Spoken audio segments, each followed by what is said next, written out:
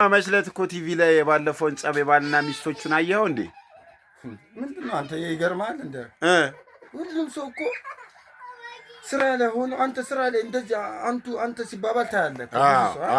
ከስራ ውጪ ከመድረክ ጀርባ ይባላል። ከመድረክ ጀርባ ሁሉም እንደዚህ እንደማንኛውም ተራ ሰው ናቸው።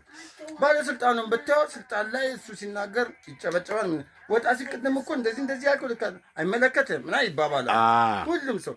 ዶክተሩንም ብታየው ዶክተር መጣ ይባላል። ልክ ውጪ ከወጣ በኋላ የቅድሙ መርፌ አታዘኝም መባባላቸው አይቀርም። ከሚገርም ነገር በእምነትም ደረጃ ብታይ ቄሱ ማለት ከስራ ውጪ ይጣላል። ኡስታዙ ከስራ ውጪ እርስ በርሳቸው ይነጋገራሉ። ስራ ላይ ግን ይከባበራሉ። ክብር አለ። ግን ይሄ ሁሉ ስነግርህ እስካሁን ድረስ የነገርኩህ ሁሉ ስራ ላይ ነው ክብር። ደግሞ ስራ ላይ ተጣልቶ ከስራ ውጪ የሚከባበር ደግሞ አለ። እንደዚህ ደግሞ የሚባል አለ። አይ ሰው ብዙ ሰው ያልታዘበው ሰው አለ። ለምሳሌ አጭር ነገር የታክሲ ሹፌርና ረዳት እኛ ማለት ስራ ላይ አንከባበርም። አንዱ መጥቶ ከፊት ሲቆም አቦና አስተካው ትሏል። ይሳደታል አይለው ምናምን ከስራ ውጪ አስፋልት ላይ ያገኝ ማል አስፋልት ላይ ቆሞ ነው የሚያስገባ።